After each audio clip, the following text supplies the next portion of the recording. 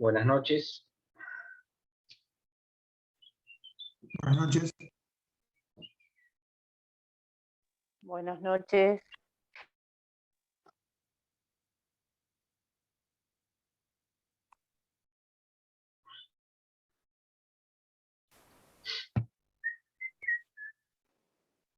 ¿Qué fecha son?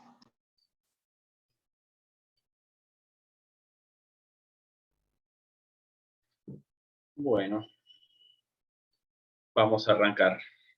Ayer me informaron que el examen queda para el 2. Después le vamos a informar el horario y demás.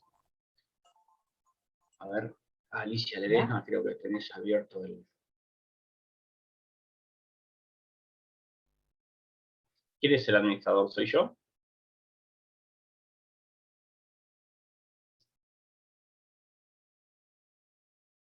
Ahí, lo cerró. Bien, Alicia. Bueno, entonces, la idea es... la semana que viene, no. La otra la semana previa al parcial, ahí vamos a tener la clase de repaso.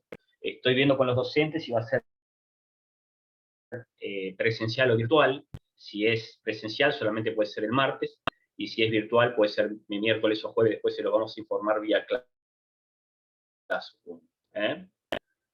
Bien. Saben que el examen es presencial, oral, así que bueno, nos vamos a ver en la facultad. Vamos a retomar un poquitito. A nosotros nos quedó un tema de... gracias, Valeria, muy amable, gracias. Profe, Nos quedó un tema, sí. ¿nos van a citar según el apellido en distintos horarios o vamos a ir todos en el mismo horario? ¿Se sabe eso? ¿Cómo va a ser? Mira, yo generalmente trato de eso lo organizo yo. Y a mí yo prefiero, depende de la cantidad que se vaya a presentar, porque ustedes me van a decir, vamos, no vamos, voy a recuperatorio, veo qué hago, lo voy diagramando. Prefiero hacerlo en bloque, porque cuando tomé vía Zoom virtual, lo ponía en una hora iban 4, la otra hora otros 4, pero para que no estén esperando en el Zoom 4 o 5 horas, no tiene sentido, ¿viste? Entonces yo los iba llamando a medida que era el horario y los apellidos. Ahora tampoco me interesa que estén mucho tiempo juntos en la facultad, ¿no? Tampoco tendría sentido. Yo sé que está la ansiedad de ver qué preguntó, qué no preguntó, este tema, el otro, y cada cual que sale del salón es captado con una furia, y cual periodista, ¿viste? Pero voy a tratar que no haya mucha gente reunida, esperando ni en el pasillo.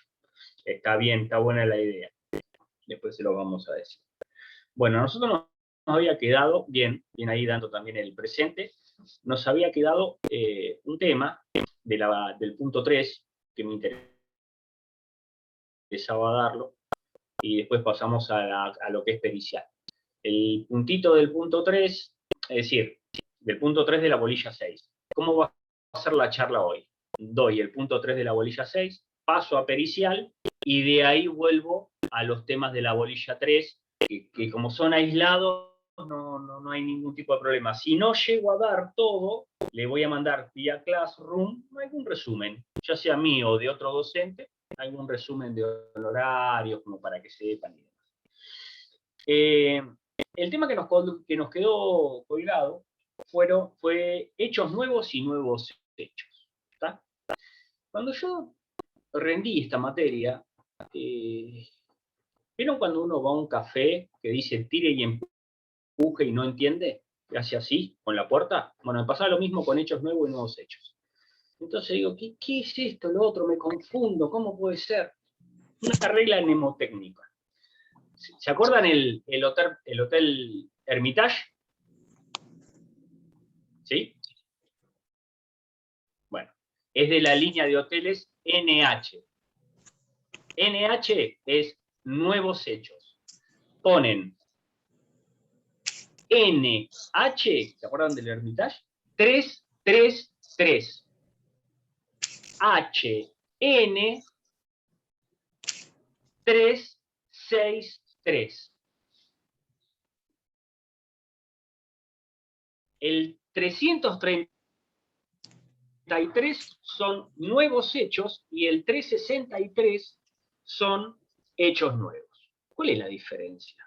La diferencia tiene que ver si yo alego algo o no, o solamente ofrezco prueba. Es decir, fíjense, agarren el código, por favor, y abran el artículo 333. Cuando lean, dicen hechos no considerados en la demanda o contrademanda. Cuando hablan demanda o contrademanda, hablan de la reconvención o la contrademanda. Dice, cuando en el responde de la demanda o de la reconvención se alegaren hechos no considerados en la demanda o contrademanda, los accionantes o reconvenientes, según el caso, podrán agregar dentro de los 5 días de notificada la providencia respectiva la prueba documental referente a tales hechos sin otra sustanciación. Bien. What is this? Me van a preguntar. Cuando en el responde de la demanda, léalo cuando en la contestación de la demanda. O de la reconvención, léase contestación de la reconvención. Es decir, cuando en la contestación de demanda y en la contestación de la reconvención se alegaren hechos no considerados en la demanda y reconvención, se puede agregar, se puede ofrecer prueba. Es decir, el actor dice hecho A. El demandado, al contestar, dice no hecho A. Y además, hecho B y C. De esa contestación surgen hechos B y C que el actor no los consideró. Entonces, no agregó ni prueba documental ni nada. Lo que está diciendo que ante ese nuevo hecho que surge de la contestación de demanda, el actor puede ofrecer la prueba documental. 5 días de notificada la providencia respectiva. ¿Qué providencia? Que se tiene por contestada la demanda. ¿Está? Entonces, interpongo la demanda. Ese tiene un hecho que es A. Traslado la demanda. Contesta el demandado. Niega A, pero además agrega hechos no considerados en la demanda. B y C, hecho alegado, va a ser objeto de la prueba. Bueno, capaz que a mí como actor también me interesa ofrecer pruebas respecto a ese nuevo hecho. ¿Está? Tengo 5 días desde que me notifican que se encuentra contestada la demanda. Esta notificación que se tiene por contestada la demanda es por nota. Es por nota la contestación. En el fuero laboral es por cédula, pero en el fuero civil y comercial es por nota. Atento. ¿Y qué dice la ley? En el plazo de 5 días de que estás notificado, ofrece la prueba documental respecto de esos hechos B y C. Pero no se olviden que este es un proceso ordinario. Si fuese un proceso sumario, es agregar la documental y ofrecer los restantes medios de prueba. ¿Se entiende? Vamos a ir un poquito más allá. Fíjense que acá el actor demanda. El demandado contesta demanda. No agrega ningún hecho diferente, alegado, y reconviene. Y el actor reconvenido contesta la reconvención y agrega hechos no alegados en la reconvención. Esa misma facultad que les dije recién, de ofrecer la prueba documental, también recae en el demandado que reconviene. ¿Se entendió? Entonces, son hechos que surgen de la contestación de la demanda, los nuevos hechos surgen de la contestación de la demanda o de la contestación de la reconvención, si hay reconvención. ¿Por qué es esto? Porque no tengo, es decir, surgió ahí y yo no había ofrecido prueba. Entonces, es respecto de esos hechos, nuevos hechos, ese es el momento procesal oportuno para ofrecer o adjuntar la prueba documental, si es un proceso ordinario, o la prueba documental y ofrecer los restantes medios de prueba, si es sumario. ¿Se entendió? ¿Sí? Entonces hay dos situaciones de los hechos, de los nuevos hechos, se podría decir. Claro, eso es así, mirá. Claro. Sí. Las dos situaciones es, esos nuevos hechos surgen de la contestación de demanda O de la contestación de la reconvención. o de la contestación de la reconvención. Claro, y es la facultad que le da la ley, ya sea al actor en la contestación de demanda, ¿no? Cuando esos hechos surgen de la contestación de demanda. O al demandado reconveniente, cuando esos nuevos hechos surgen de la contestación de la reconvención, reconvención, como ellos no lo habían considerado, de agregar medio de prueba respecto de esos hechos. Gracias. Ahora bien, el hecho, no, por favor, el hecho puede pasar, puede llegar con posterioridad a ese momento procesal. ¿Qué pasa si el hecho se produce luego de contestada la demanda? Vamos a quedarnos con el primer supuesto, así ustedes lo tienen presente. Demanda, hecho, digo A. Contestación de demanda, digo no, lo niego, el hecho A. Pero además alego hechos que no fueron considerados en la demanda. Entonces, ¿qué dice la ley? Actor, ofrecer los medios de prueba si es sumario o agregar la documental si es ordinario. Nuevo hecho. Ahora, si yo, demanda y contestación ya pasaron y estoy después de la contestación y surge un hecho, ese hecho que surge es un hecho nuevo y se regula por el artículo 363 del Código Procesal. Es un hecho que está vinculado al conflicto. Fíjense el 363 y habla de hecho nuevo. Dice, cuando con posterioridad a la contestación de la demanda o reconvención, que es lo que vimos recién, es decir, posterioridad al momento procesal del 333, O sea, si después de los alegaren 5 días. hechos no considerados, claro,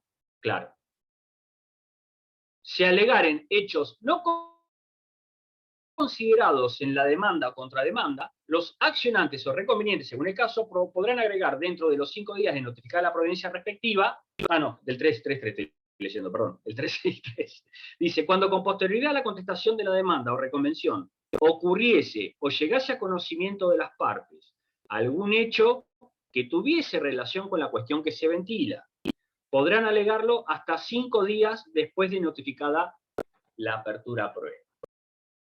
¿Por qué? Porque si pasan los 5 días queda firme la apertura a prueba. Y yo ya no puedo discutir más ni puedo agregar nuevo hecho, ni hecho nuevo. ¿Se entiende? Es decir, el nuevo hecho es el momento procesal que vimos recién, en el 333. El hecho nuevo te está diciendo, vencido, con posterioridad a la contestación de demanda o de la reconvención, si surgiere algún hecho o las partes tuviesen conocimiento de algún hecho,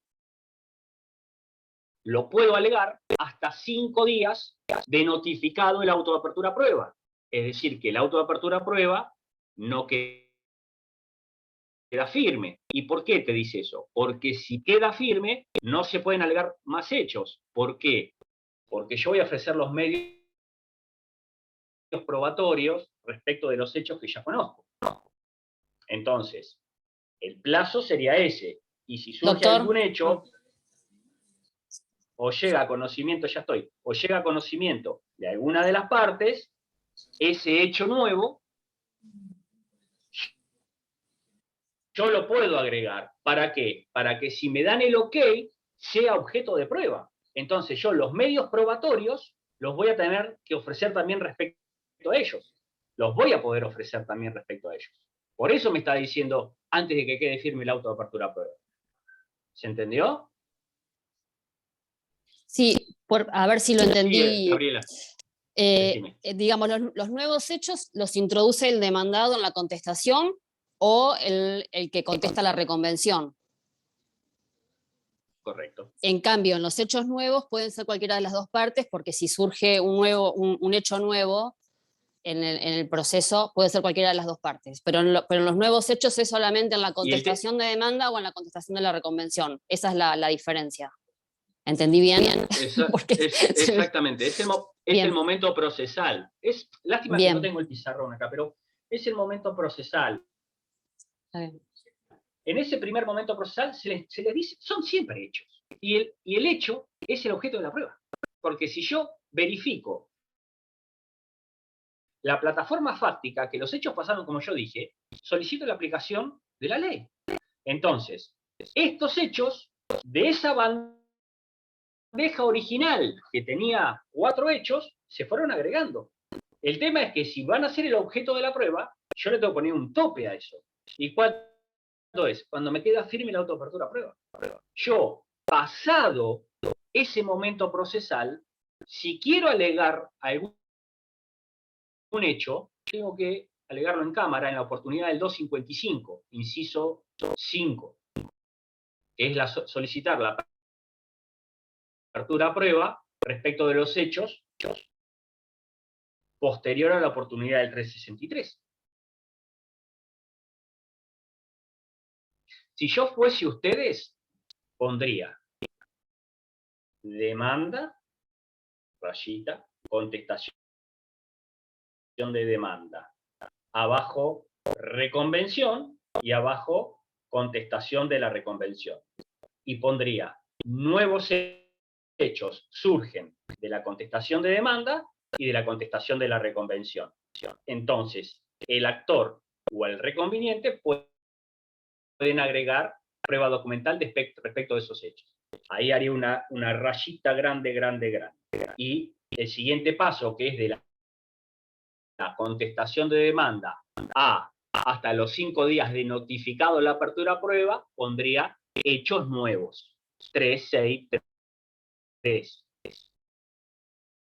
Esos hechos nuevos, el 363 dice, con la posterioridad que yo les dije, se alegaran hechos no considerados, las partes, llegar a conocimiento, ocurriese o llegase a conocimiento de las partes de algún hecho que tuviese relación, podrán ser alegados hasta 5 días. Le haría otra liñita ahí grande, y de esa liñita para allá sería artículo 255, inciso 5, 1 y 2, inciso 2 creo que es, 5.2 o 5b, que es cuando se abre la causa prueba en cámara. Para que sepan cuándo lo pueden alegar ustedes. ¿Se entendió? ¿Y en el protocolo de justicia 2020 dónde iría? Los hechos nuevos, hasta Sí. que me quede firme la autoapertura a prueba, perdón, los hechos nuevos, desde la contestación de demanda o de la reconvención, pasado los plazos de 5 días, hasta los 5 días de notificada la apertura a prueba. Una vez que me queda firme, yo si lo tengo que alegar en la oportunidad del 255. Pero ¿se entendió? 333, lo que les dije yo, demanda, contestación. Háganlo en un cuadrito y lean el artículo y vayan poniendo las cosas que corresponden. Demanda, contestación, reconvención, contestación de la reconvención, 333, raya. De ahí hasta 5 días de notificada la apertura a prueba, 363, raya. De ahí en adelante, si surge, 255, solicitar que se abra la causa a prueba en cámara.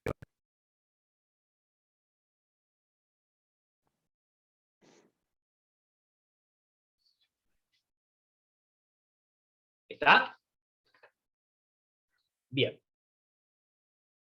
Vamos a pasar a prueba pericial. Es larga la materia, ¿no? El tema es que a veces uno sepa dónde está parado. Si vos sabés dónde está parado, es más sencillo. Prueba pericial. Bueno, nosotros tenemos prueba pericial y presunción o reconocimiento. Nosotros algo estuvimos viendo de prueba pericial. Justamente cuando vimos el tema de protocolo de justicia 2020. Vimos un poquito el procedimiento, cómo se designan los peritos, la conversación que mantiene el juez, ¿se acuerdan? En la etapa preparatoria de la audiencia de vista de causa. Bueno, vimos todo el procedimiento y vimos cómo se detalla específicamente, a ver si tengo a los dos que me preguntaron el otro día si se grababa la conciliación en la audiencia de vista de causa. ¿Están por acá? Sí, doctor. Dijo Gropo que no. Dijo Gropo ya, que usted le había escrito y nos comentó eso. Ah, bueno, porque el tema es así. Yo lo llamé a Patricio. Sí, yo lo llamé a Pato en función de lo que ustedes me habían preguntado. Digo, ¿qué hace? Porque no dice nada el protocolo. Digo, ¿qué hace? Digo, dice, no, la verdad que no lo grabamos. Grabamos si no hay conciliación, le vamos para adelante. Bien. Me puse a leer el anteproyecto del Código Procesal de Familia Civil y Comercial, y en el Código Procesal de Familias Civil y Comercial, el anteproyecto está dando vuelta ahora, sí se establece que en la audiencia de vista de causa no se graba la conciliación, pero está establecido específicamente. Entonces les quedó claro eso. Audiencia de vista de causa se graba, excepto la conciliación. ¿Está?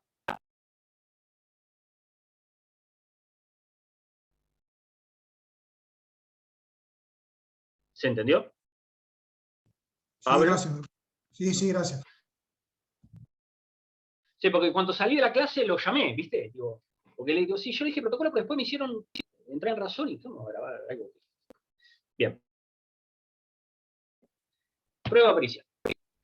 Ustedes van a leer que dice prueba pericial, procedencia, ofrecimiento, la importancia del asesoramiento técnico al abogado para la confección de los puntos de pericia, nombramiento, título habilitante, recusación, remoción, aceptación del cargo, anticipo para gastos, presentación del dictamen, explicaciones, gastos honorarios, fuerza probatoria, consultores técnicos en el Código Procesal de Nación, pericia informática. Bien. Nosotros vimos algo de pericial, bastante vimos en cuanto al procedimiento cuando vimos Justicia 2020. Lo primero que tenemos que tener en cuenta es el concepto de prueba pericial. Prueba pericial es un medio probatorio, como venimos viendo hasta ahora. Es un medio probatorio. Pero es un medio probatorio en el cual interviene alguien que tiene un conocimiento específico respecto de una materia que auxilia al juez y del cual el juez es ajeno a esa materia, porque el juez conoce el derecho, pero de ingeniería no conoce nada, o si conoce es muy poco. Leguizamón, cuando define la prueba pericial, dice que la prueba pericial es el medio idóneo para el esclarecimiento de los hechos que requieren de conocimiento técnico en determinada ciencia, arte, industria o actividad especializada. Es llevado a cabo por personas extrañas al proceso, denominadas peritos, pero que cumplen una función de auxilio del magistrado, ilustrándolo sobre los aspectos específicos del campo de su saber científico, técnicamente ajeno al del hombre de derecho. Ese es el concepto de prueba pericial. Lo primero que nosotros tenemos que tener en cuenta es el tema de la procedencia. Y para eso tenemos que ir al artículo 455 del Código Procesal, perdón, 457, que dice, procedencia, será admisible la prueba pericial cuando la apreciación de los hechos controvertidos requiriere conocimientos especiales en alguna ciencia, arte, industria o actividad técnica especializada. Un poquito lo que nosotros estuvimos hablando cuando dimos el concepto de prueba pericial. Y esto lo voy a enganchar con la importancia del asesoramiento técnico al abogado. Nosotros tenemos un problema, que es el tiempo. Y tenemos otro problema más, que es la supervivencia. ¿Por qué?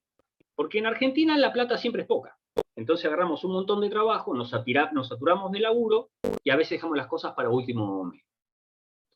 Y a veces pasa eso con la pericial. Vos contestás la demanda, hay gente que contesta las demandas o las hace espectacular.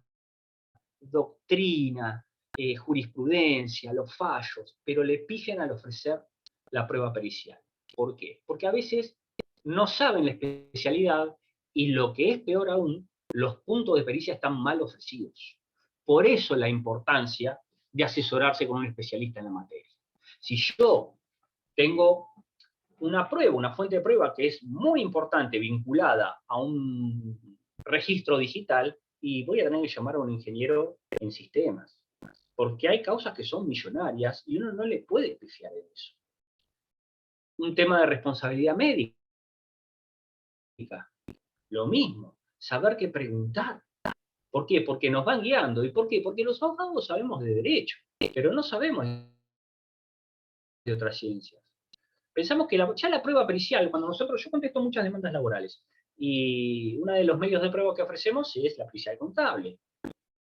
Y muchas veces hacemos 6, 7, a ver si surge el trabajador de los libros del artículo 52, bla, bla, bla, bla, bla, bla.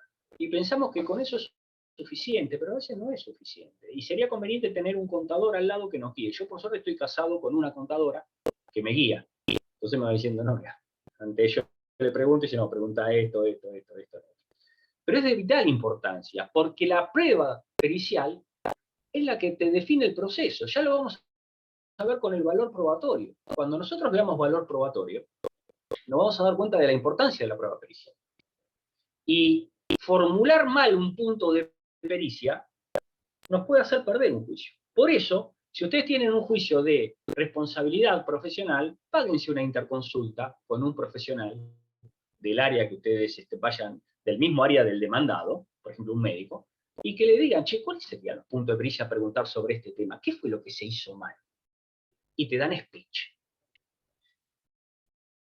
Lo que tiene que ver con el ofrecimiento de la prueba pericial,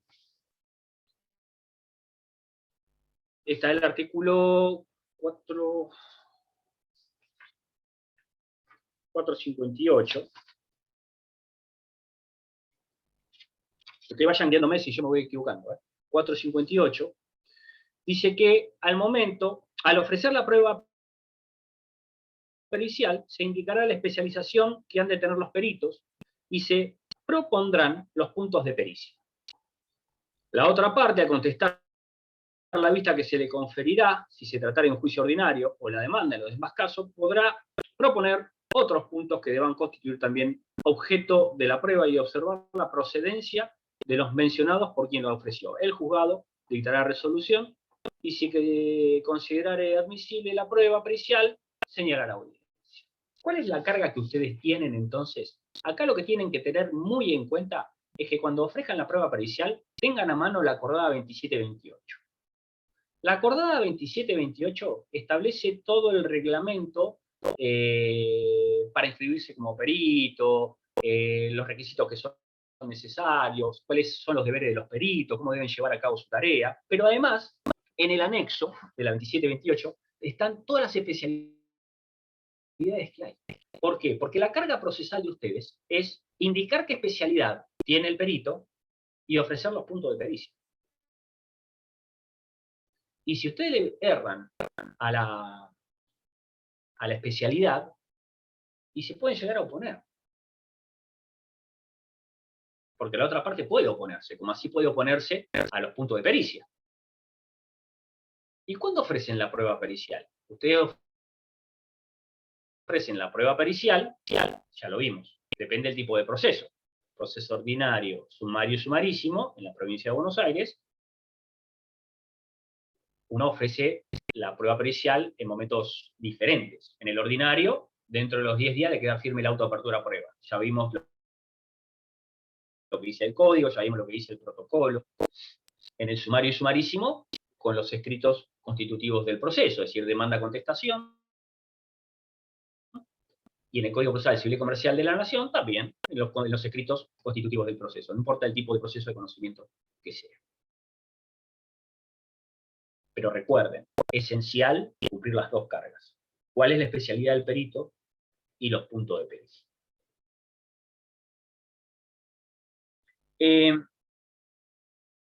Les dije que la acordada 2728 establece cuáles son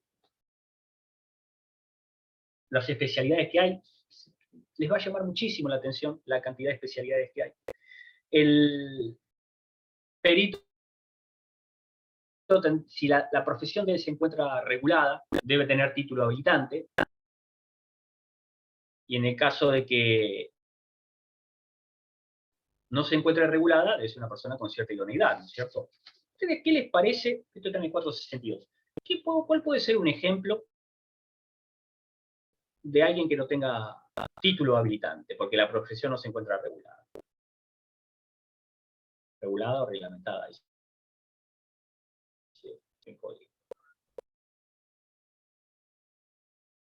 Algo con respecto al arte. Exactamente. Puede ser un crítico de arte, algún cuadro, o algo. Porque uno dice, Un ¿cómo? mecánico, profe, también, ¿no? Porque uno dice, Un mecánico, ¿cómo? profe, también, ¿no? Y depende qué es lo que se reclame, porque si estamos hablando de una pericial mecánica, puede ser que sea un ingeniero mecánico. Si, por ejemplo, daños y perjuicios en un edificio, por ejemplo, fisuras, puede ser un arquitecto, puede ser un ingeniero civil, ¿no? ¿Cuántos cuántos peritos establece el código? En realidad, al principio, si usted pareciera que uno desde elemento viene diciendo, son 3 para el ordinario, 1 para el sumario, 1 para el sumarísimo. Y en realidad no es tan así. Porque también puede ser 1 para el ordinario. Dice Micaela González, si no es profesional, ¿no se podría confundir con los amigos del tribunal? ¿Un amicus curiae? No.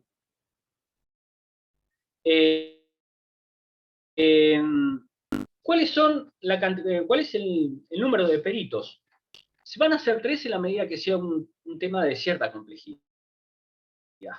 Dice el 459, nombramiento de peritos, puntos de pericia. En la audiencia que se refiere el artículo anterior, que nunca se lleva a cabo, o nunca se llevaba a cabo, hasta que empezó a funcionar el protocolo de Justicia 2020, donde sí estamos hablando de una pericia. Pero dice el 459, en la audiencia que se refiere al artículo anterior, las partes de común acuerdo designan el perito único, o si consideran que debe ser 3, será 1 por cada uno y un tercero por el tribunal. Los peritos deben ser nombrados conjuntamente. En caso de incomparecencia de una de las partes, falta de acuerdo para la designación de perito único o de conformidad con el propuesto por la contraria, y cuando el orito y consorcio no concordaren en la designación del perito de su parte, el juez nombrará 1 o 3 de acuerdo al valor y complejidad del asunto. Entonces, cuando ustedes dicen los peritos en el ordinario 3, no siempre es así, porque si las partes están de acuerdo puede ser un único perito, o cuando hay cierta disconformidad o no nos ponemos de acuerdo o la complejidad del caso así lo indica, puede ser hasta 3 peritos en el proceso ordinario. En el sumario siempre es 1.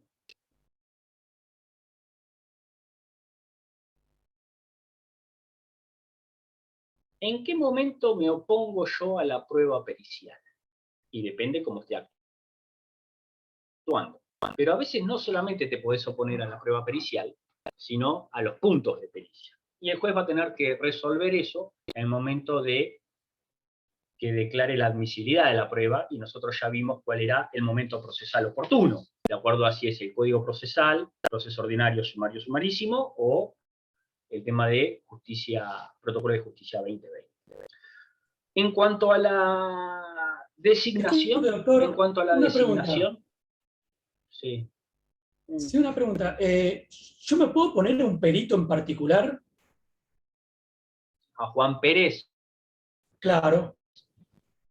si hay una causal. Ujú.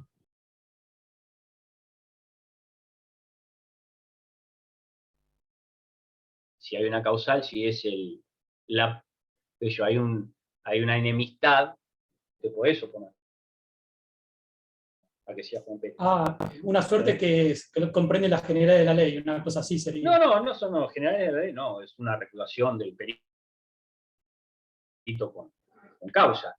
Fíjate vos No, me refiero a general de la ley que por ahí el 463. perito, me refiero a general de la ley que por ahí el perito tiene una relación de amistad o de parentesco con la demandada, y yo, por ejemplo, soy abogado de la parte actora. ¿Tiene un algo juicio así. con vos? No. Pero una cosa, la amistad y demás es con la parte, no con los abogados, de las partes. No, lo que me refiere ejemplo es el siguiente. Yo soy actor, la parte demandada propone un perito para una determinada pericia, y yo averiguo que este perito que propone tiene una relación de amistad. Lo recusás. Lo recusás por el 463. Se recusa Eso por el que decía por 463. justa Perfecto. causa. Claro. Okay. Y a veces Gracias. esa justa causa ustedes no la saben, o no está en el momento en que fue designado, pero es sobreviviente. El perito fue a hacer la pericia a la empresa de la parte demandada, que es una mujer, el perito soltero, la mujer soltera, y empiezan a salir a cenar. Es una causa que viene con posterioridad. Y podés recusarlo. Perfecto, Por eso perfecto. se Sí, toma sí. conocimiento. ¿Mm? Perfecto. Acordate, el Gracias. 463 habla de las causales de recusación. Bien. Nosotros, repasando un poquitito lo que vimos en justicia, a grandes rasgos, lo que vimos en justicia 2020, en el protocolo de justicia 2020, es terminada o finalizada la prueba pericial, la audiencia preliminar, si se debía producir prueba pericial, se produce en la etapa preparatoria de la audiencia de vista de causa. ¿Se acuerdan? Habíamos puesto 3 etapas en el procedimiento probatorio en protocolo de justicia 2020. Audiencia preliminar, etapa preparatoria de la audiencia de vista de causa, audiencia de vista de causa. La admisibilidad de los medios probatorios estaba en la preliminar. En la etapa preparatoria se producía la pericial y la informativa. Y dentro de la pericial decía el protocolo, o dice el protocolo, que finalizada la audiencia, inmediatamente después va a pedir la designación o el sorteo del perito remitiendo las planillas vía electrónica a la Cámara, a este organismo de contralor que está en la Cámara para que haga el sorteo. Y una vez que se informa quién es el perito sorteado, el juez lo llama y le dice, usted fue sorteado en la causa tal, venga a aceptar el cargo. Si no lo podía ubicar telefónicamente o se comunicaba con alguien cercano al perito, pero no aceptaba el cargo en el plazo de 3 días, le mandaba una cédula. ¿Se acuerdan que vimos eso? Se iba a aceptar el cargo, había una reunión entre el juez y el perito, o entre el secretario y el perito, o entre el juez y el secretario del perito. Y dice, bueno, mire, hay que hacer la pericia sobre esto. Y el juez le muestra el plan de tareas y de actividades que había desarrollado en la audiencia preliminar, la fecha de la audiencia vista de causa, le ven las pericias que tienen que hacer, los puntos de pericia, el dictamen, cuándo tendría que presentarlo, si tiene que ver alguna causa penal, para habilitarlo para que retire el expediente penal, comunicarse con las fiscalías, y todo eso en un acta, ¿no? Y además decía que iban a establecer cuál era el anticipo para gastos. Desde acá, el anticipo para gastos. Ese anticipo para gastos se notifica a las partes, y la que propuso la prueba pericial, la que ofreció la prueba pericial, debe poner ese anticipo para gastos bajo apercibimiento de caducidad. 461 del Código Procesal. Todo lo que sea caducidad objetiva de la prueba, en cualquier medio de prueba, los tienen que saber bien. Porque a veces es una pregunta definitoria de un examen. Si no sabes si estás para seguir o para irte, y nosotros hacemos alguna pregunta, muy posiblemente se pregunte sobre caducidad objetiva de la prueba. ¿Qué dice el 461? El 471 dice: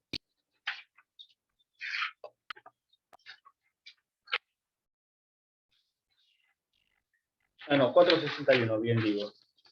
Dice, si los peritos lo solicitaren dentro del tercero día de haber aceptado el cargo y si correspondiere por la índole de la pericia, la o las partes que han ofrecido la prueba deberá depositar la suma que el juzgado fije para gastos de las diligencias.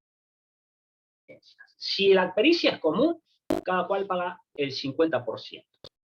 Si el que lo propuso tiene beneficio de litigar sin gastos, igual tiene que pagar. Si la pericia la propuso o la ofreció en medio de prueba una sola de la parte, esa parte tiene que pagar el anticipo para gastos. Si no lo hace dentro del plazo de 5 días de estar intimado, se decreta la caducidad objetiva. ¿Para quién? Para esa parte. Porque si la ofrecimos los dos y la parte actora no paga la parte de él y yo sí pago la mía, el perito se va a expedir sobre los puntos de pericia ofrecidos por mí. ¿Se entendió?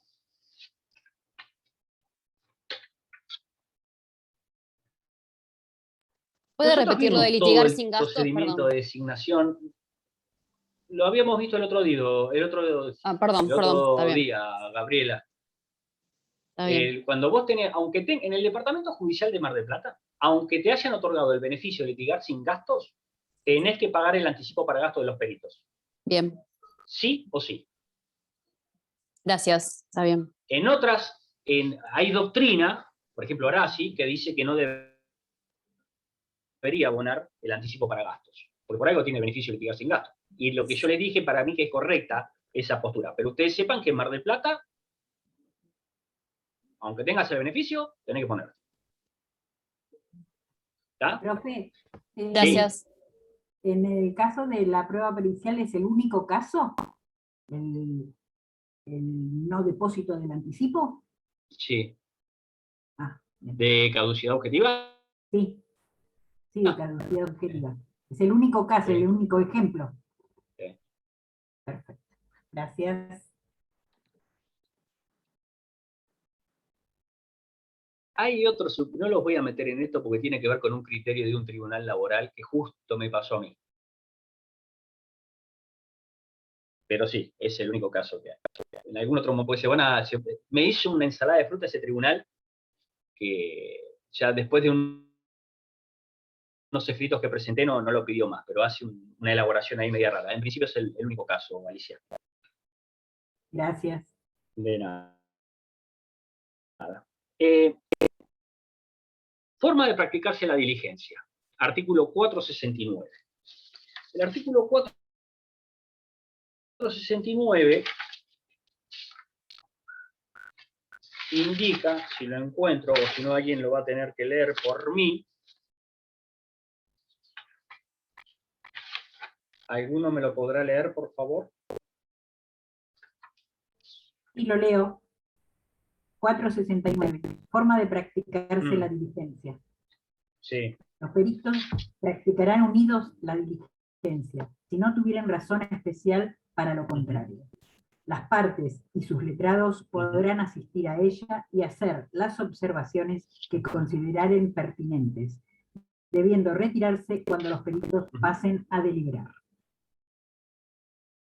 Correcto.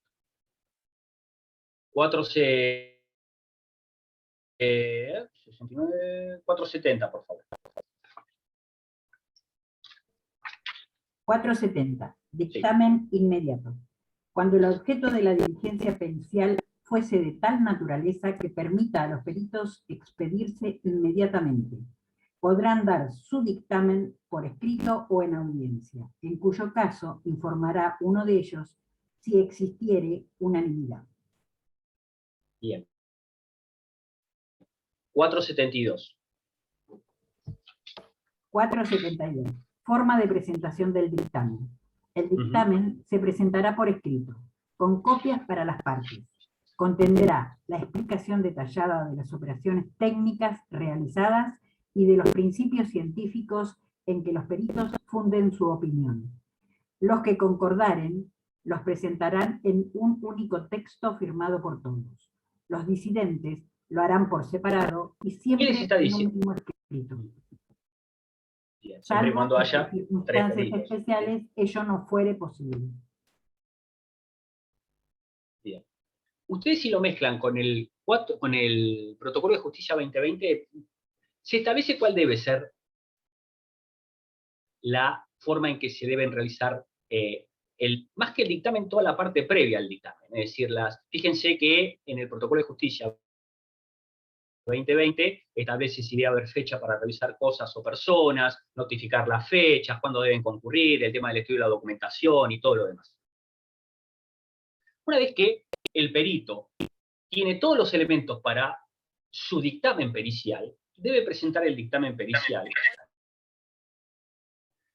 ¿Qué?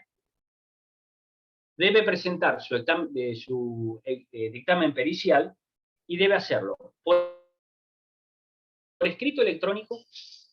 Antes decían que se presentaba por escrito con copia. Hoy en día lo que hacen es presentar un escrito electrónico con su firma token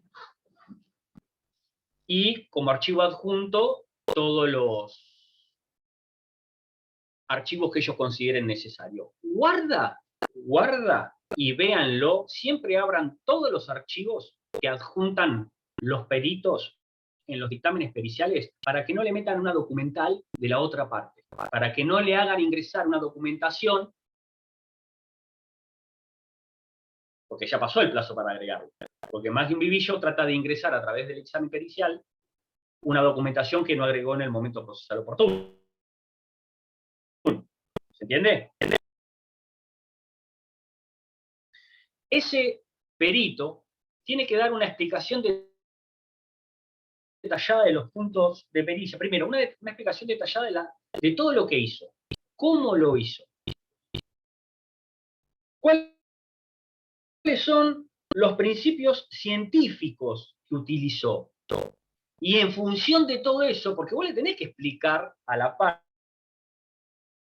qué fue todo lo que hizo, qué utilizó y cuál es la contestación a los puntos de pericia. Si no, ¿yo cómo controlo? Si no me dice todo lo que utilizó, si es un perito calígrafo, qué tipo de documentación, cómo hizo tal cosa, qué tipo de esa fotografía, si se ve, que no se ve, de acuerdo a la doctrina tal, a la teoría tal. Y responder todos los puntos de pericia, de la parte actora y de la parte de demanda. Esos puntos de pericia que integran el dictamen pericial le dan traslado a las partes por el plazo de 5 días. Ese traslado se hace por cédula electrónica. Y yo tengo 5 días para pedir explicaciones. El pedido de explicaciones, que en el código surge solamente explicaciones, ustedes tengan en cuenta que se puede hacer dos cosas en realidad, dentro del plazo de 5 días donde te dan traslado del dictamen pericial. O pedir explicaciones de los puntos de pericia, es decir, el perito dijo, respecto del punto de pericia 1 de la parte actora, y dio la respuesta. Si yo quiero pedir una aclaración de ese punto de pericia, tiene que ser respecto de ese punto de pericia y que ese pedido de explicación no implique un nuevo punto de pericia. Porque el ofrecimiento de los puntos de pericia ya tuvo la oportunidad de hacerlo. Van a ver que en los pedidos de los puntos de pericia, las partes ponen como último punto y todo aquel punto que sea necesario explicar por parte, a que a criterio del perito sea necesario explicar por el profesional o por el experto. Eso no es un punto de pericia. Porque en realidad el perito lo que tiene que hacer es expedirse sobre los puntos de pericia establecidos concretamente. Dijimos, ante el dictamen pericial, ustedes pueden hacer dos cosas. El pedido de explicaciones o la impugnación del dictamen pericial. La impugnación del dictamen pericial no está legislado dentro del Código Procesal de la Provincia de Buenos Aires. El pedido de explicaciones sí, pero la impugnación de la pericia, del dictamen pericial, no está legislado. Fue reconocido jurisprudencialmente. Ahora voy, Yamila. Primero,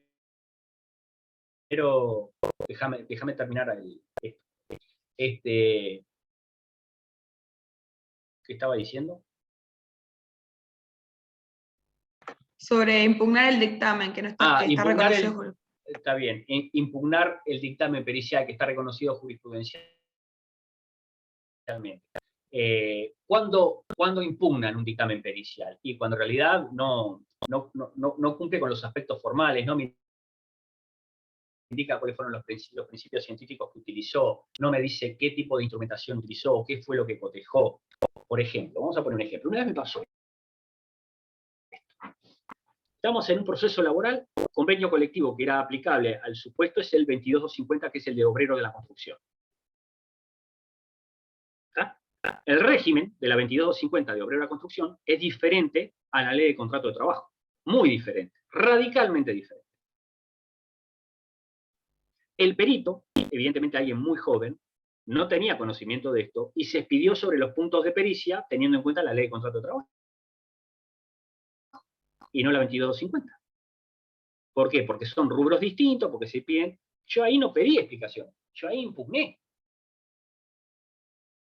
Porque lo que demostré con eso es un pleno desconocimiento justamente del experto.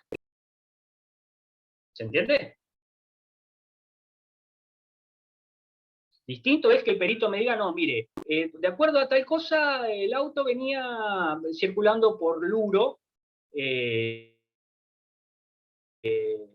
no sé, y tal cosa. Y yo le puse a qué velocidad y no me contesta eso de a qué velocidad. Entonces le pido explicación que me complete y me diga, bueno, a qué velocidad presupone el perito que venía a 90 kilómetros por hora.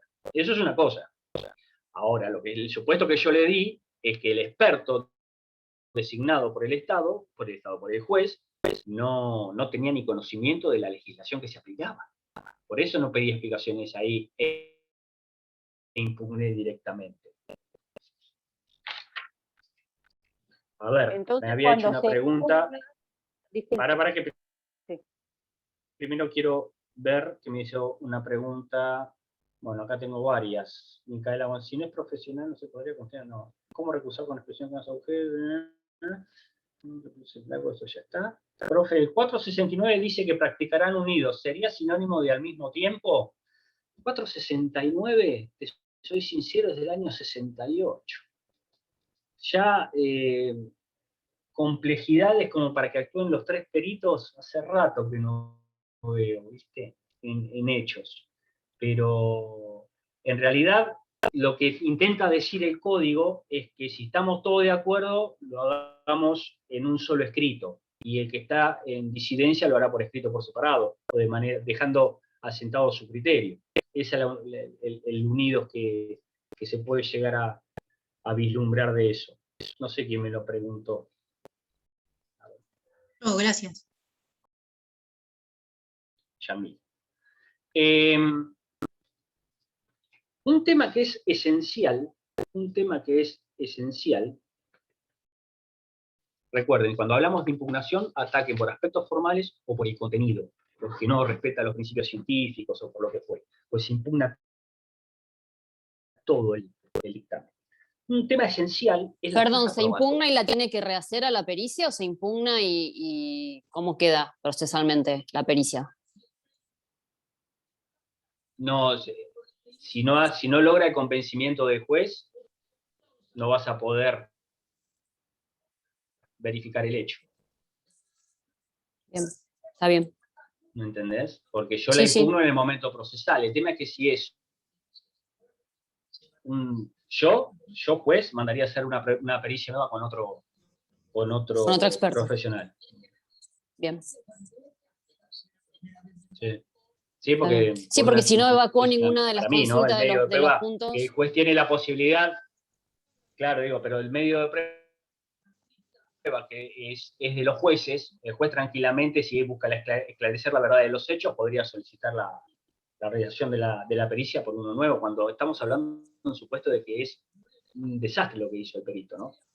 Porque acá tiene que ver la fuerza vinculante. ¿Qué dice el código respecto de la fuerza vinculante del dictamen pericial? Es el 474. Alguno que lo lea.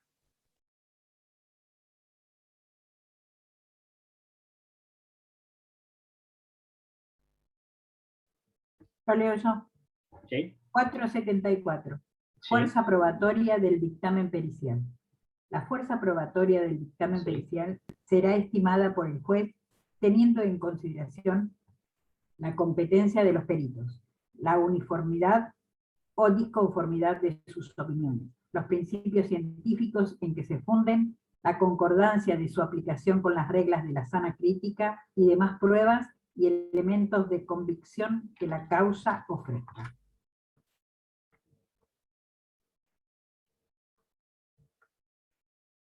¿Ya está? ¿Ya está? ¿Sí? Bien. ¿Es vinculante la prueba pericial?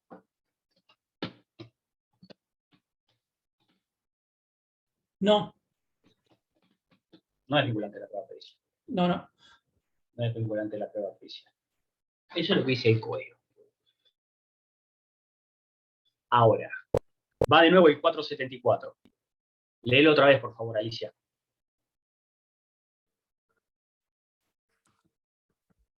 Fuerza probatoria del dictamen pericial. La fuerza probatoria del dictamen pericial será estimada por el juez teniendo en consideración la competencia de los peritos, la uniformidad o disconformidad de sus opiniones, los principios científicos en que se funden, la concordancia de su aplicación con con las reglas de la sana crítica y demás pruebas y elementos de convicción que la causa ofrezca.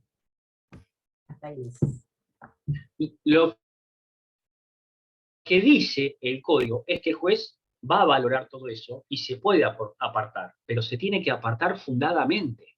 Ustedes saben que el 384 exime al juez de la obligación de expedirse sobre todos los medios probatorios, sino que utiliza aquellos que crea con su convicción, ¿no es cierto? Eso ya lo vieron, ¿no? ¿Sí? Bien. Esto no se aplica al examen pericial. El examen pericial no es vinculante. El juez puede apartarse, pero tiene que decir por qué. El tema de los principios científicos y demás. Porque si el juez nada dice, se aparta arbitrariamente y él no puede dejar de expedirse sobre ese examen pericial. Entonces, si el examen pericial es inobjetable, el juez no se puede apartar. ¿Cuál es la respuesta? La respuesta ¿es vinculante el dictamen pericial para el juez? No es vinculante. Pero si se aparta, tiene que hacerlo de manera fundada. Ahora, si no hay nada para cuestionar, porque el perito utilizó los principios científicos, la utilización de los medios y mecanismos que correspondan y demás, y no hay nada para objetar, el juez está vinculado por el dictamen pericial. ¿Se entendió la respuesta como tiene que ser? ¿Sí? Sí, sí. Bien. El último punto que vamos a ver tiene que ver con los honorarios de los peritos. Si encuentro acá, tengo tantas cosas. Remoción también. Lean, por favor, el tema de la remoción, el 468.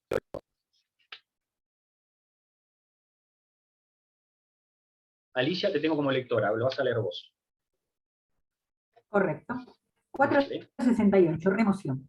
Será removido el perito que después de haber aceptado el cargo renunciare sin motivo atendible, rehusare dar su dictamen o no lo presentare oportunamente. El juez de oficio nombrará otro en su lugar y lo condenará a pagar los gastos de las diligencias frustradas y los daños y perjuicios ocasionados a las partes, si éstas lo reclamasen.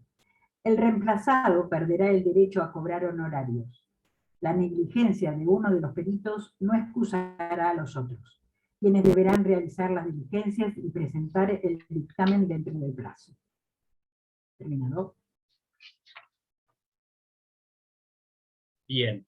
Acá tienen que tener en cuenta distintas situaciones. Este artículo, el 468, lo leen conjuntamente con el artículo 36 de la acordada 2728.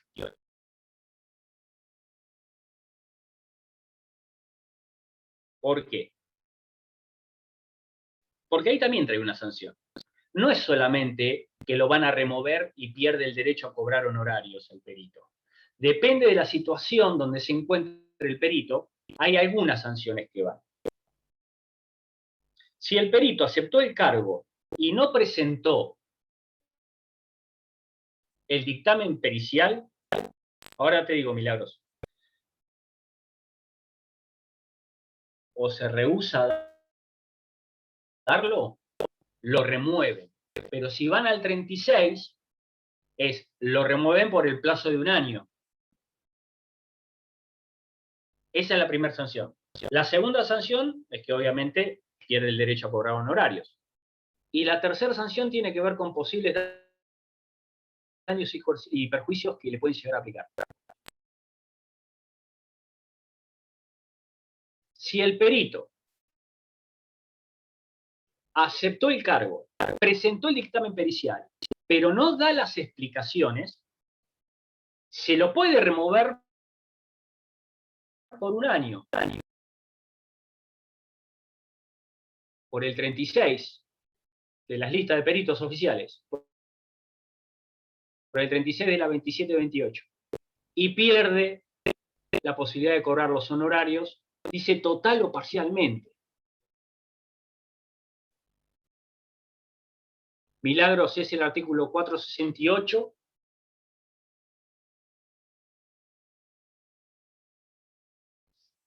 y el artículo 36, el 468 del Código Procesal y el 36 de la 2728, acordada 2728.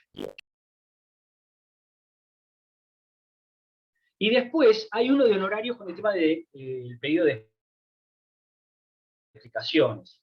Fíjense, el último artículo del capítulo de peritos. Profesor, una pregunta sobre la remoción de los peritos. Sí. ¿Es retroactiva? ¿Es ¿Cómo retroactiva la retroactiva? remoción? Sí, por ejemplo, un perito entra en el cargo un día martes y es removido el día viernes. ¿Es retroactiva? Hay unos días de diferencia. No, es removido desde la remoción para adelante. Ah, bien. Desde la remoción para adelante. Yo pensé que me estabas preguntando si el perito removido puede terminar de hacer las pericias de causas donde fue sorteado con antelación. Ah, no. Bueno, ¿y en ese caso? ¿Sí? ¿Puede seguir haciendo las pericias? Sí. Lo que es removido, no se lo va a sortear por el plazo de un año. Ah, perfecto. Eso Gracias. es. Fíjense en el último artículo, que estaría el último punto, que hace referencia a los gastos y honorarios y demás. Eso tiene que ver si uno... Recuerden esto, ¿quién paga los honorarios de los peritos? Y el que pierde en costas. Nosotros esto lo vimos cuando vimos costas. Bien, ¿siempre? Y en realidad no. ¿Por qué? Porque si el perdidoso se desinteresó de la pericia, dijo, no, esa pericia a mí no es relevante, y la pericia no fue relevante para la solución de la causa, por más que sea perdidoso en costa, no va a pagar los honorarios. Ahora, si él se desinteresó, pero la pericia fue definitiva para resolver la causa, por más que se haya desinteresado, le cobra. Le tiene que pagar los honorarios al perito. Hay una figura dentro del Código Procesal Civil y Comercial de la Nación que tiene que ver con el consultor técnico, que nosotros no lo tenemos. Ese consultor técnico es... ¿Vieron que el perito es auxiliar del juez? Lo dijimos recién. Bueno, el consultor técnico es el auxiliar de la parte. El abogado se encarga de toda la parte judicial o jurídica. Y este consultor técnico es el que asiste a la parte y a su letrado justamente en la materia que va a ser motivo de la pericia. Un ingeniero, un médico, un contador. Y es propuesto por la parte en el momento procesal oportuno.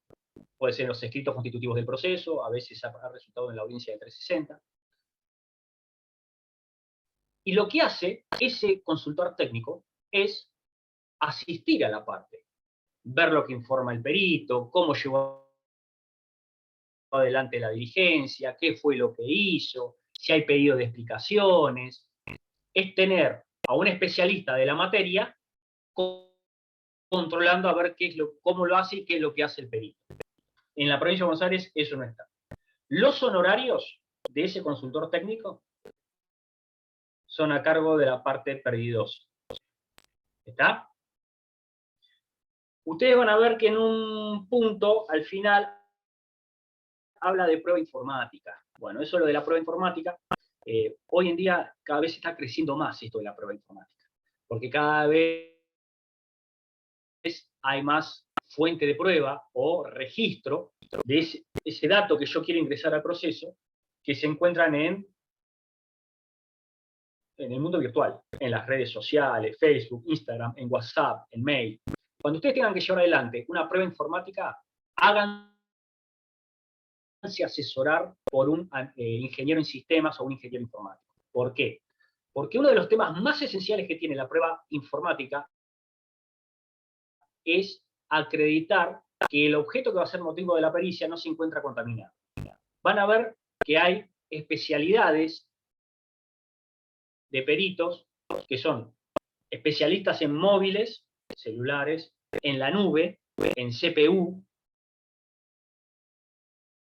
y siempre se tiene que acreditar que la pericia se hace sobre algo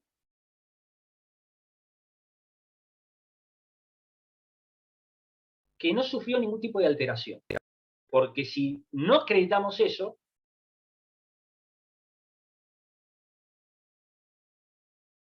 pueden impugnar la pericia. En sede penal, ni les cuento.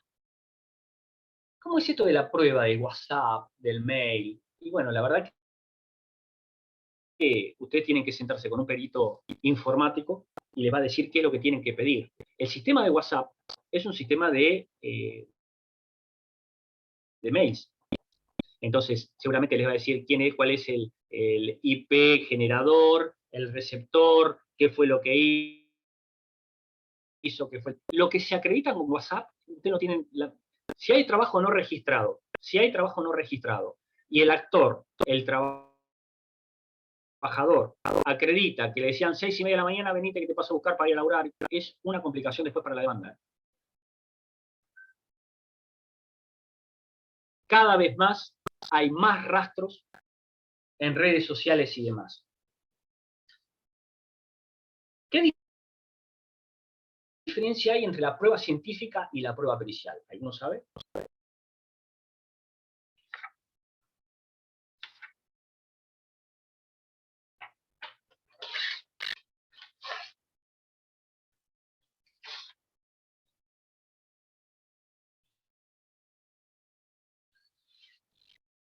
En que la prueba científica, pues ahí todo el mundo se cayó, en que la prueba científica exige un mayor conocimiento. Uno dice, sí, bueno, pero este es perito. Sí, pero el perito tiene un conocimiento más que el juez, pero nosotros le decimos experto más, pero hay ciertas operaciones científicas que exigen un mayor conocimiento y mayor tecnología. Esa es la prueba científica, que excede el conocimiento normal que tiene un perito sobre una materia.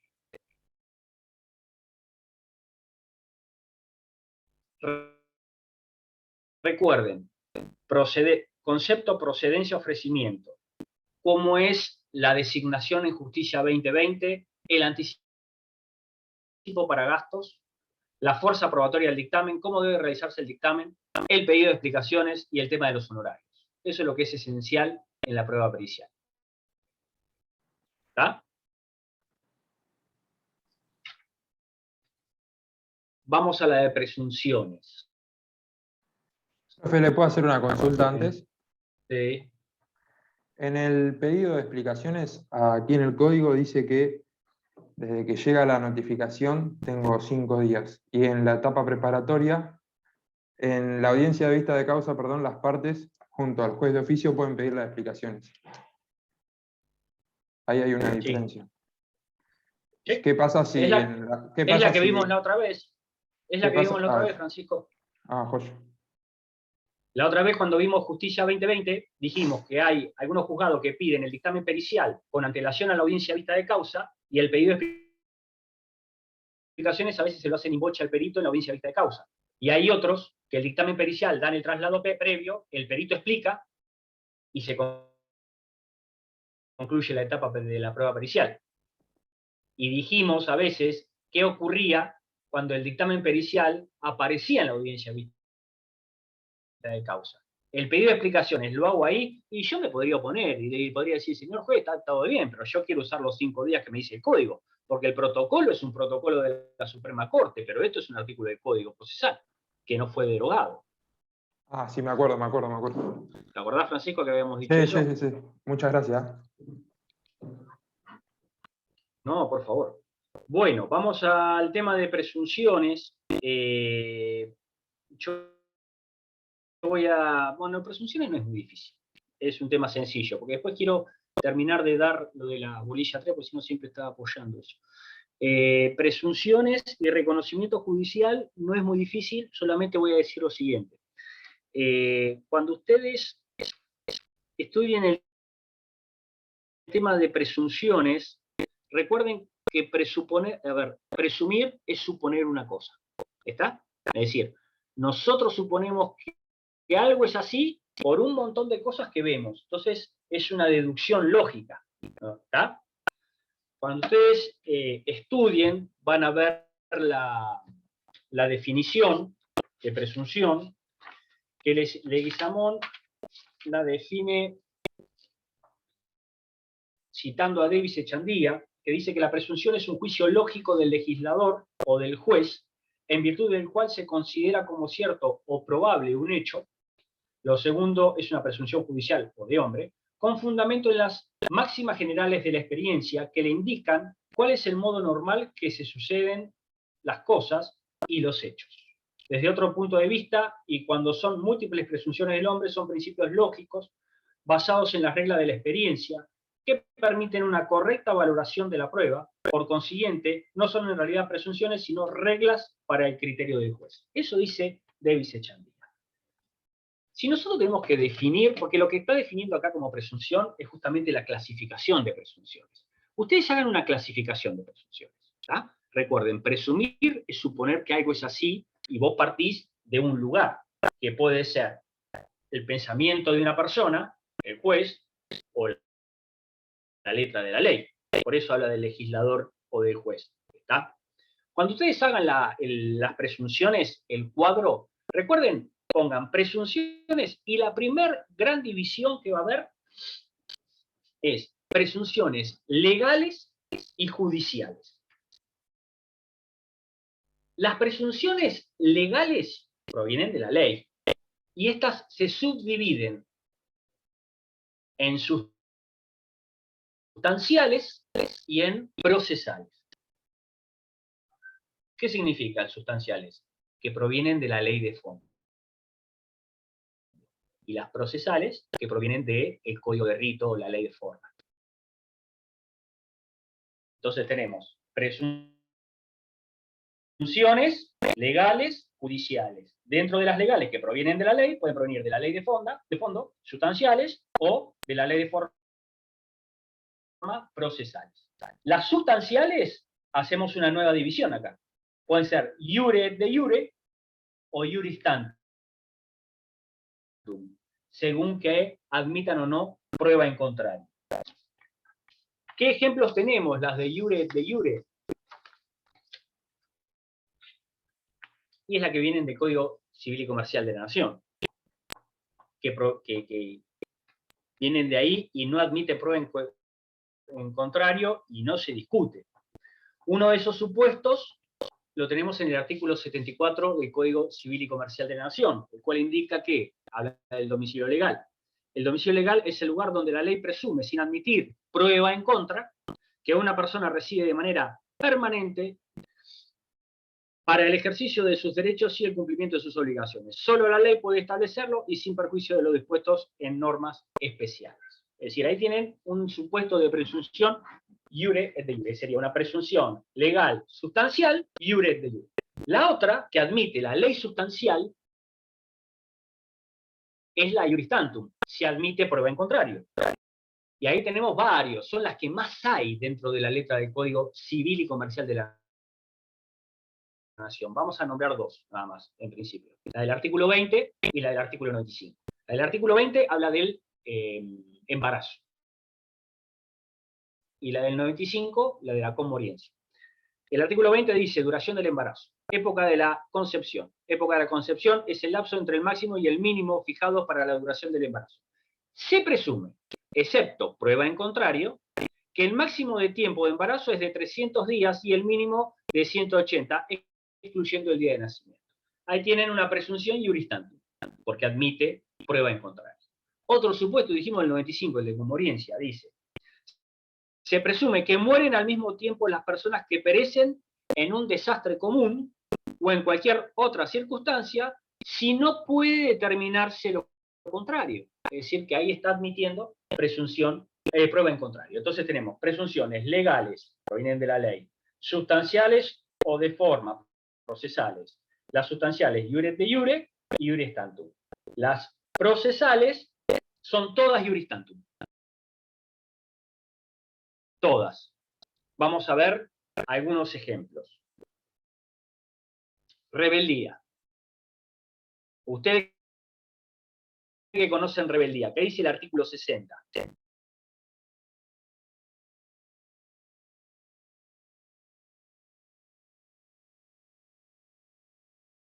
Si la rebeldía es declarada y firme, ¿qué pasa con los hechos?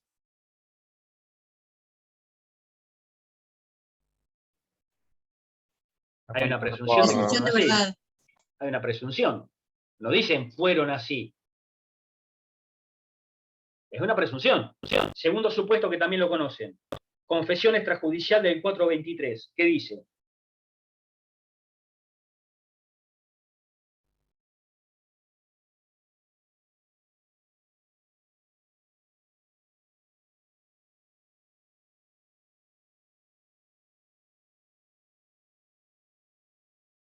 No deja de ser una presunción también. Otro supuesto, vamos a ir uno más sencillo. El 386 en cuanto a la prueba documental. Fíjense lo que dice el 386. La última parte del artículo. Cuando habla de documental en poder de la contraparte. Presunción en contra. Presunción en contra. Entonces vemos que todas las presunciones también es una presunción simple, Micaela, correcto, sí. La última parte del 423. En el 386 también es una presunción juris tantum porque admite prueba en contrario. ¿Tá? Entonces, en la primera clasificación ya lo vimos. Y después tenemos la judicial. Y la judicial son las presunciones simples, ¿no? En donde no están contenidas en una norma. No te dice esto es una presunción. No te lo indica. Nosotros tenemos alguna noción de... Yo les hago una pregunta. Para ustedes, las presunciones, estas judiciales, y las otras también, si quieren, ¿son medios de prueba? Porque nosotros lo estamos leyendo como medios de prueba. A ver qué opinión tienen.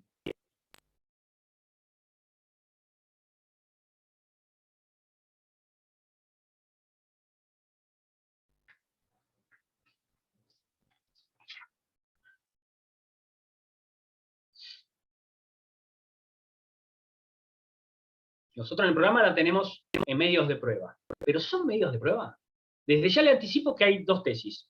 Unas que dicen que sí, y otras que dicen que no. Pero dijimos, las presunciones judiciales, ¿verdad? No son una serie de indicios que son el fundamento lógico de la presunción. Es decir, el juez deduce, si se dan las características que dice 163, Profesor, disculpe. que esto es así. Sí. ¿No serían razonamientos? Yo, Romina. Me gustó mucho esa postura que tenés. Romina, me gustó mucho esa postura que tenés. Serían razonamientos. Porque nosotros lo tenemos en el programa como medio de prueba. Pero si ustedes van al Código Procesal, no está dentro de los capítulos de medios de prueba, sino está dentro de la sentencia. El 163, inciso 5, segundo párrafo. Cuando dice que por su número, precisión, gravedad, crean la convicción del juez. El juez, digamos, lo que hace la presunción es tener por cierto un hecho que no está probado, pero que es la inferencia de hechos alegados que sí fueron probados. Entonces, por eso Romina dice que es un razonamiento. Recuerden el 163, que por su número, gravedad, precisión, produjeron la convicción del juez. Estas presunciones judiciales, que no están establecidas en ninguna norma, por eso no son legales, se subclasifican en dos. Las propiamente dichas y las jurisprudenciales, dice Leguizamón. ¿Y cuáles son las jurisprudenciales? Son aquellas presunciones que son establecidas por la jurisprudencia en reiterados fallos. La reiteración de fallos, en donde la jurisprudencia dice, esto estaría hablando de un supuesto de presunción jurisprudencial. Yo me quedaría con presunción judicial. Porque la presunción jurisprudencial, si la reiteración de fallos me dice, esto es así, y el juez no crea derecho. Crea derecho para el caso concreto, pero no en abstracto.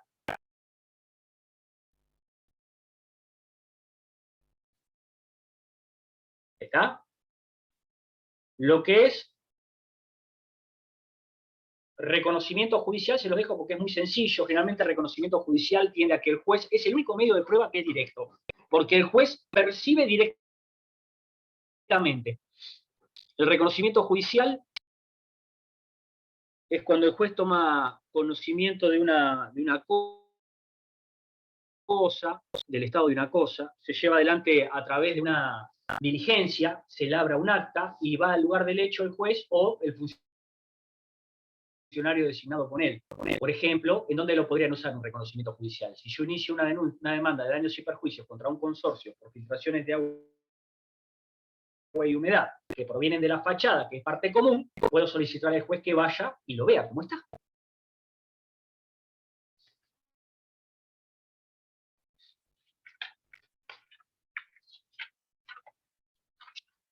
Profesor, entonces la presunción judicial vendría a ser la valoración que hace el juez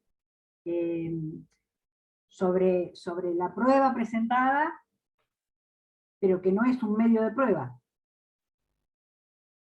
Exactamente. Yo entiendo que no es un medio de prueba, pero tenés doctrina que sí te dice que es un medio de prueba indirecto, por la inferencia que hay. Yo creo que no es un medio de prueba, primero porque no está dentro de los medios de prueba, el capítulo de medio de prueba, primero. Y segundo, porque para mí es un razonamiento del juez. El juez deduce eso. El juez se convence de eso porque parte de hechos que sí fueron probados. Entonces tiene por cierto eso. Tampoco se puede confundir con un indicio.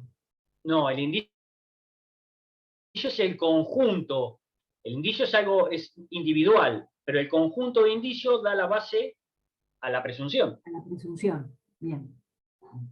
Ahí lo entendí. Claro. Es más, la doctrina dice que es el presupuesto lógico de la presunción. Ah. Bien, gracias. ¿Ya? No, por favor. Reconocimiento judicial lo van a ver del 477, 478. Dice que las medidas admisibles, el juez o tribunal podrá ordenar de oficio o a pedido de parte el reconocimiento judicial de lugares o de cosas, la concurrencia de peritos y testigos a dicho acto, etc. Es muy sencillo lo que es reconocimiento judicial, así que se los dejo a la lectura de ustedes. Nosotros ya terminamos lo que es la bolilla esta, no sé a cuál hace referencia, creo que es la 8.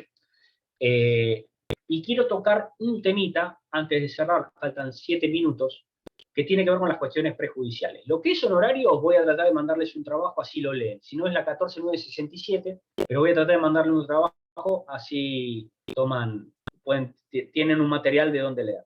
Cualquier cosa me mandan mails, no hay drama. Las cuestiones prejudiciales. ¿Ustedes leyeron algo de cuestiones prejudiciales? Volvimos a la bolilla 3.3. 4.4.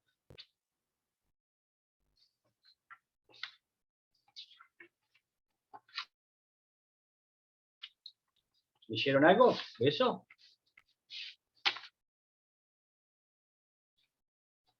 Sí.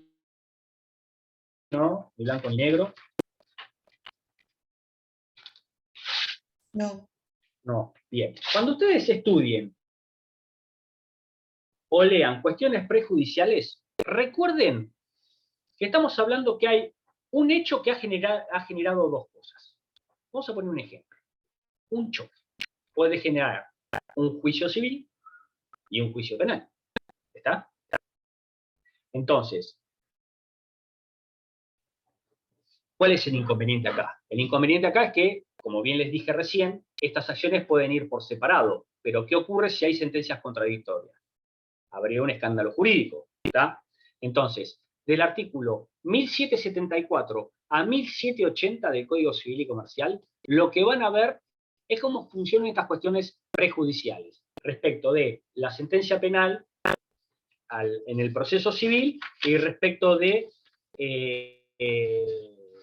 la sentencia civil en el proceso penal. Dijimos, hay un hecho que genera dos tipos de responsabilidades, que puede ser penal y puede ser civil. Estas dos la pretensión civil va por su carril. La ley en el 1774 dice que estos procesos o estas acciones son independientes. Dice que la acción civil y la acción penal resultante de un mismo hecho pueden ser ejercidas independientemente. En los casos en que el hecho dañoso configure al mismo tiempo un delito del derecho criminal, la acción civil puede interponerse ante los jueces penales.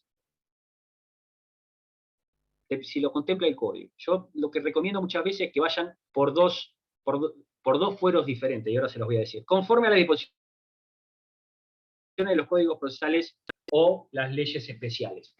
En el Código Procesal Civil Penal, ustedes y los que están cursando procesal penal saben que está la acción civil, ¿está? Dentro del Código Procesal Penal. Yo lo que recomiendo es que vayan por fueros diferentes. Lo que es el resarcimiento económico, vayan por el fuero civil y comercial. Lo que es el tema penal, vayan por el fuero penal. ¿Por qué? Porque se van a encontrar con un juez penal que es muy posible que no maneje el tema de los montos de la indemnización. Y te puede dar muy por debajo de lo que ustedes pretenden. Por eso la especialidad de cada fuero. Entonces, el 1774 te dice, son independientes. Hay un mismo hecho que genera dos acciones independientes. Cuando uno lee acciones, lea pretensiones. Bien. Ahora, si es el mismo hecho, los resultados no pueden ser muy diferentes en la medida que hablemos de lo mismo.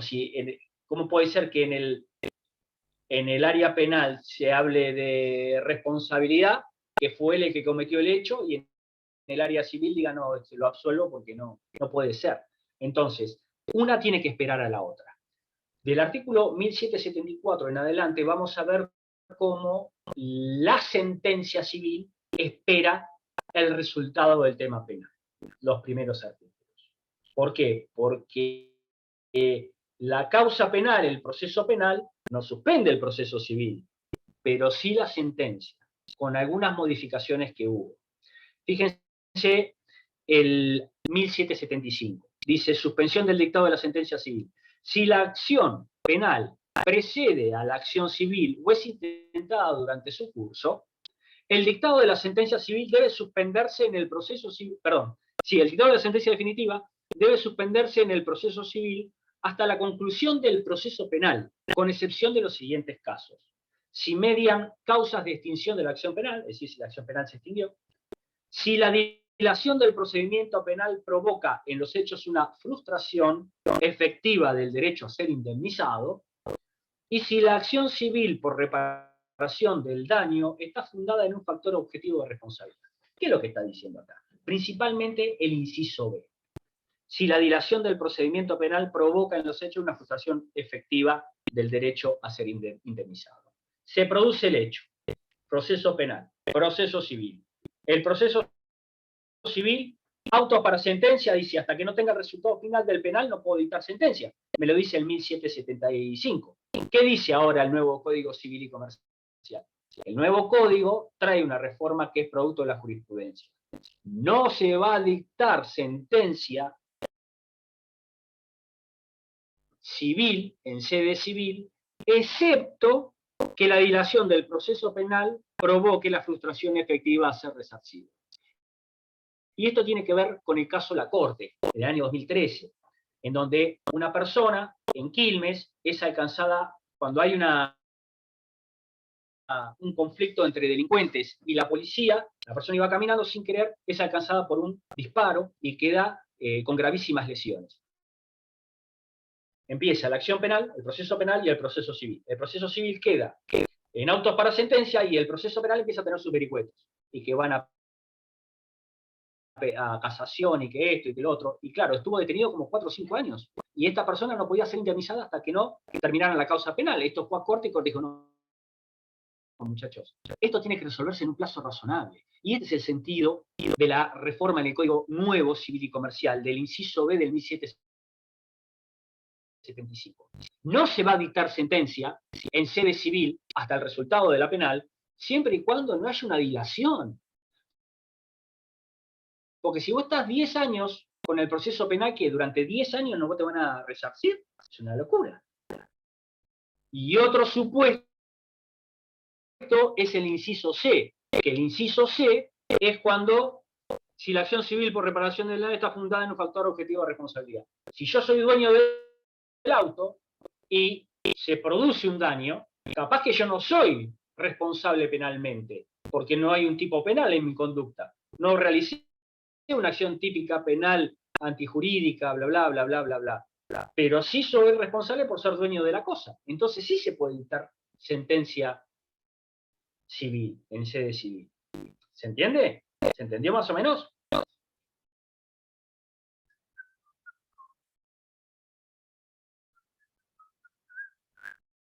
Sí, profe. 9:45, ¿eh? ¿Cómo se hizo largo?